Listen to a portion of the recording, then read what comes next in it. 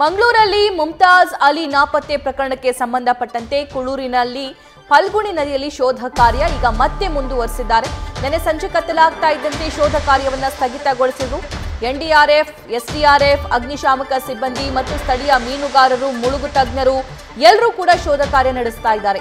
24 ಗಂಟೆ ಕಳೆದರೂ ಕೂಡ ಪತ್ತೆಯಾಗದ ಮುಮ್ತಾಜ್ ಅಲಿ ಅವರ ಕುರುಹು ಕೇಸ್ ಭೇದಿಸೋದಕ್ಕೆ 2 ತಂಡವನ್ನ ಮಂಗಳೂರು ಕಮಿಷನರ್ ರಚಿಸಿದ್ದಾರೆ.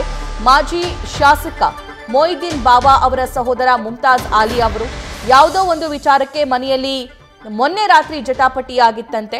ಸೊ ಅದಾದ ನಂತರ ನಿನ್ನೆ ನಸುಕಿನ ಜಾವ 3 ಗಂಟೆಗೆ ಅವರು ಹೊರಡ್ತಾರೆ. ಕುಳೂರು ಬ್ರಿಡ್ಜ್ ಹತ್ರ ಬರ್ತಾರೆ. ಅಲ್ಲಿ ಅವರ ಕಾರ್ ಆಕ್ಸಿಡೆಂಟ್ ಕೂಡ ಆಗಿದೆ. ಆ ಸಂದರ್ಭದಲ್ಲಿ ತಮ್ಮ ಮಗಳಿಗೆ ಒಂದು ಮೆಸೇಜ್ ಮಾಡ್ತಾರಂತೆ, ದೇವರ ಹತ್ರ ನಾನು ಹೋಗ್ತಾ ಇದ್ದೀನಿ ಅಂತ ಹೇಳಿ. ಅದಾದ ನಂತರ ಮನೆಯವರೆಲ್ಲರೂ ಕೂಡ ಪ್ಯಾನಿಕ್ ಆಗ್ತಾರೆ. ಅವ್ರನ್ನ ಹುಡುಕುವಂತ ಪ್ರಯತ್ನದಲ್ಲಿ ಇದ್ದಾಗ ಕುಳೂರಿನ ಬ್ರಿಡ್ಜ್ ಹತ್ರ ಅವರ BMW XS ಕಾರು ಪತ್ತೆಯಾಗುತ್ತೆ. ಅದಾದ ನಂತರ ಅವರಿಗೆ ಆತಂಕ ಕೂಡ ಶುರು ಆಗುತ್ತೆ. ಎಲ್ಲಿ ನೀರಲ್ಲಿ ಮುಳುಗಿದ್ದಾರೋ, ಆತ್ಮಹತ್ಯೆ ಮಾಡಿಕೊಳ್ತಾ ಇದ್ದಾರೋ ಅಂತ ಹೇಳಿ.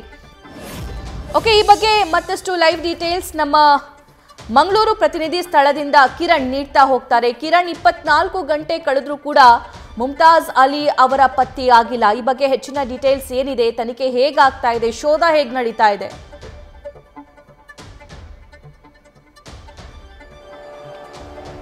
ಸಭಾ 24 ಗಂಟೆ ಆದರೂ ಮುಮ್ತಾಜ್ ಅಲಿ ಅವರ ಯಾವುದೇ ಕುರುಹು ಪತ್ತೆ ಆಗ್ತಾ ಇಲ್ಲ.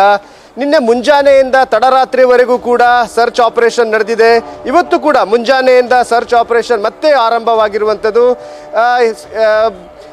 NDRF ಟೀಮು, SDRF ಹಾಗೆಯೇ ಕೋಸ್ಟ್ ಗಾರ್ಡ್ ಸೇರಿದಂತೆ ಇಲ್ಲಿಯ ಲೋಕಲ್ ಫಿಷರ್ಮ್ಯಾನ್ಗಳು ಕೂಡ ಈ ಒಂದು ಕಾರ್ಯಾಚರಣೆಯಲ್ಲಿ ಮುಂದಾಗಿರುವಂಥದ್ದು. ಈಗಾಗಲೇ ಶೋಧ ಕಾರ್ಯ ನಡೀತಾ ಇದೆ. ಆದರೂ ಈವರೆಗೂ ಯಾವುದೇ ಒಂದು ಕುರುಹು ಸಿಕ್ಕಿಲ್ಲ. ಆದರೆ ಒಂದು ಕಡೆಯಿಂದ ತನಿಖೆ ಕೂಡ ಆರಂಭವಾಗಿದೆ. ಇನ್ನೊಂದು ಕಡೆಯಿಂದ 7 ತಂಡಗಳು ಈಗಾಗಲೇ ಈ ಒಂದು ಕಾರ್ಯಾಚರಣೆಯಲ್ಲಿ ಮುಂದಾಗಿರುವಂಥದ್ದು. SDRFನ 4 ತಂಡಗಳು, ಹಾಗೆಯೇ NDRFನ 2 ತಂಡ, ಹಾಗೆ ಲೋಕಲ್ ಫಿಷರ್ಮ್ಯಾನ್ಗಳ 1 ತಂಡ ಮತ್ತು ಮಲ್ಪೆ 1 ತಂಡ ಕೂಡ ಈ ಒಂದು ಸರ್ಚ್ ಆಪರೇಷನ್ನಲ್ಲಿ ತೊಡಗಿರುವಂಥದ್ದು. ಹಾಗೆಯೇ ಪೊಲೀಸರು ಈ ಒಂದು ಪ್ರಕರಣವನ್ನು, ಏನು ಮುಮ್ತಾಜ್ ಅಲಿ ಅವರ ನಾಪತ್ತೆ ಪ್ರಕರಣವನ್ನು ತನಿಖೆ ಮುಂದುವರಿಸ್ತಾರೆ. ಹಾಗೆಯೇ 2 ತಂಡಗಳನ್ನು ರಚನೆ ಮಾಡಿರುವಂಥದ್ದು. ಈಗಾಗಲೇ ಮೂರು ಆ್ಯಂಗಲ್ಗಳಲ್ಲಿ ಈ ಒಂದು ಪ್ರಕರಣವನ್ನು ತನಿಖೆ ನಡೆಸ್ತಾ ಇದ್ದಾರೆ. ಆದರೆ ಅದರ ನಡುವೆ ಒಂದು ಬೆಳವಣಿಗೆ ಆಗಿರುವಂಥದ್ದು.